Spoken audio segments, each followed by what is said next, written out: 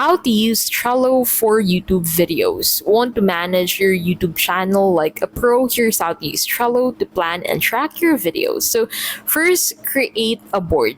Go ahead and click on this create board button on your Trello account and then name this board as YouTube videos, and then add your board background, and then go ahead and click on create board once you're done filling out the details from here.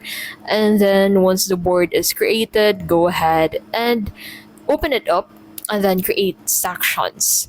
So each list represents a stage of your video workflow: idea, scripting, filming, editing, uploading, and publish.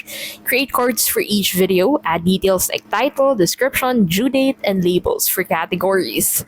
Assign tasks, tag teammates or editors so everyone knows their responsibility. Add attachments and checklists, upload scripts, thumbnails, and a checklist for editing steps.